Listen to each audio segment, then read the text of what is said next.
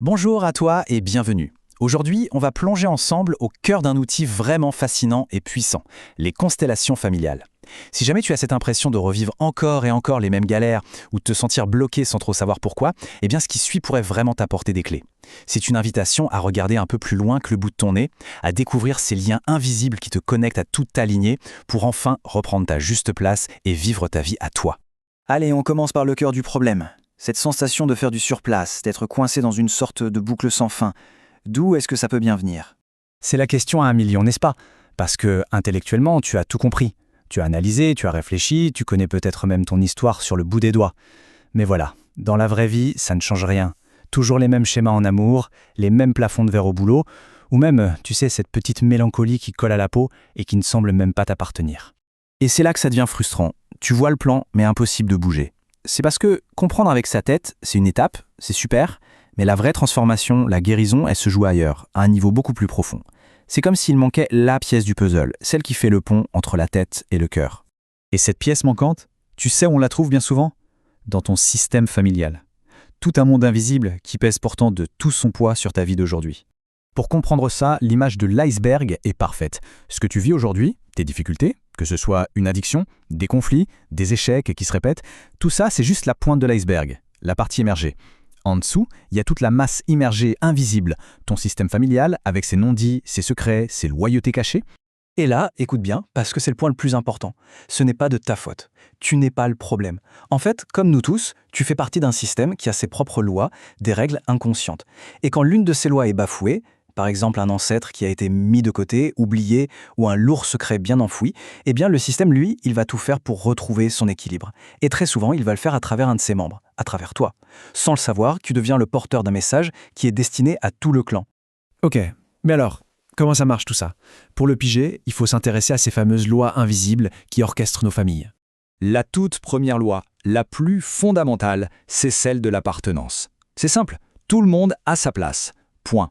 Chaque personne qui a fait partie de ta famille, qu'elle soit vivante ou décédée, qu'on l'ait aimée ou détestée, a un droit absolu d'en faire partie. On ne peut effacer personne de l'histoire. Et qu'est-ce qui se passe si on enfreint cette règle? Si un membre de la famille est rejeté, mis de côté, par honte ou par douleur, un enfant mort-né, un grand-oncle qui a fait de la prison, une grand-mère qui souffrait de dépression, eh bien le système, pour compenser, va désigner un descendant pour le représenter. Et cette personne, inconsciemment, va se mettre à revivre des bouts du destin de l'exclu comme un signal d'alarme pour dire au reste du clan « Hé, regardez, il manque quelqu'un ici ». Il y a 2 autres lois super importantes. D'abord, la loi de la hiérarchie.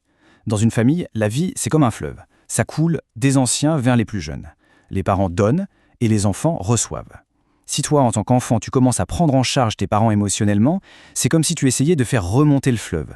C'est épuisant et ça bloque tout. Et puis, il y a la loi de l'équilibre. Elle concerne plutôt les relations d'égal à égal, comme dans le couple ou l'amitié. Là, il faut que ça circule dans les 2 sens. Si une personne donne sans jamais recevoir, la relation s'assèche et meurt. Le but de tout ça, c'est de remettre de l'ordre pour que l'amour puisse circuler à nouveau, simplement. Et concrètement, ça donne quoi, ces désordres? Eh bien, une addiction, par exemple, peut être une manière inconsciente de porter le deuil de quelqu'un. Des échecs professionnels à répétition peuvent être une forme de loyauté invisible envers des ancêtres qui ont tout perdu, comme si réussir, c'était les trahir. Ça permet de briser ces karmas familiaux, ces schémas toxiques qui se transmettent de génération en génération. Et ça, c'est peut-être la phrase la plus importante et la plus libératrice de toute cette approche. Je te la redis, tu peux honorer tes ancêtres autrement qu'en souffrant comme eux. Ton boulot, ce n'est pas de porter leur croix, mais de reconnaître leur histoire pour enfin avoir le droit de vivre la tienne pleinement. Bon, maintenant que la théorie est un peu plus claire, passons à la pratique. C'est bien beau tout ça, mais comment ça se passe, une séance de constellation? Alors, il y a principalement 2 manières de faire, soit en groupe, où l'on demande à d'autres personnes de représenter des membres de ta famille. Et c'est assez dingue parce que ces gens qui ne connaissent rien de ton histoire se mettent à ressentir les émotions et les dynamiques exactes de ton système. Soit en séance individuelle où on utilise des figurines, des papiers au sol pour poser ton système dans l'espace. Dans les 2 cas, l'idée c'est de rendre visible l'invisible pour voir où ça coince. Et l'objectif il est toujours le même, on n'est pas là pour tout analyser et parler pendant des heures. Le but, c'est de trouver ce qu'on appelle une image de solution. C'est une nouvelle configuration, une nouvelle image de ton système familial où chacun retrouve sa bonne place et qui t'apporte un sentiment de soulagement, de paix. Et pour passer de l'image de départ à cette image de solution, on a un outil magique, Ce sont des phrases toutes simples, mais qui ont un impact énorme sur l'âme de la famille. On les appelle les phrases de guérison. Par exemple, dire à un ancêtre « je te laisse ton destin ». En prononçant ces mots, on fait un acte symbolique hyper puissant. On lui dit « je vois ta souffrance, je t'honore, mais je te rends ce qui t'appartient. Ce n'est pas à moi de le porter ». C'est une façon de se libérer d'un poids qui n'est pas le nôtre pour enfin vivre notre propre chemin. Une autre phrase, qui a l'air toute bête mais qui change tout pour remettre l'ordre, « tu es ma mère et je suis ton enfant ». Et on peut même ajouter « et seulement ton enfant ». C'est une manière de dire « je ne suis ni ta copine, ni ta psy, ni ta mère. Je suis l'enfant. Je me remets à ma place et je suis prêt à recevoir de toi. » Et là, hop, on rétablit le courant de la vie dans le bon sens. Et pour ces fameux membres exclus de la famille, des mots tout simples peuvent opérer des miracles. D'abord simplement leur dire « je te vois maintenant ». C'est énorme. Rien que ça leur redonne une existence, ça les réintègre dans le champ de conscience de la famille. Et on termine le travail en disant « tu as ta place parmi nous ».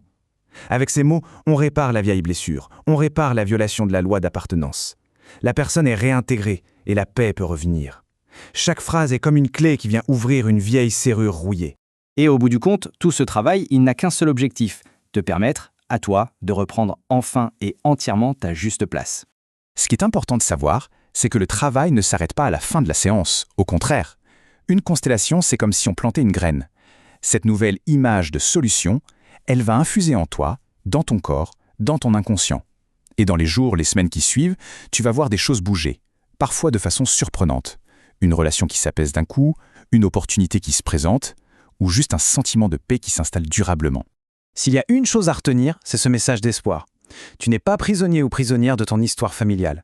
Tu as le pouvoir de comprendre ce qui s'est joué, d'honorer tes ancêtres pour ce qu'ils ont vécu, et surtout, de choisir un autre chemin pour toi. Tu peux être celui ou celle qui, dans ta lignée, dit stop et brise les chaînes de la répétition. Voilà, c'est tout ce que je viens de te raconter résonne en toi. Si tu sens au fond de toi que c'est peut-être le moment de regarder ce qui se cache derrière tes blocages, alors je t'invite à faire un premier pas. Je te propose un appel découverte qui est entièrement offert, juste pour qu'on puisse échanger en toute bienveillance sur ta situation et voir si cette approche peut t'aider. Pour ça, c'est très simple, tu peux prendre rendez-vous directement sur mon site www.adelinepaolini.com. C'est vraiment un cadeau que tu peux te faire, alors n'hésite pas.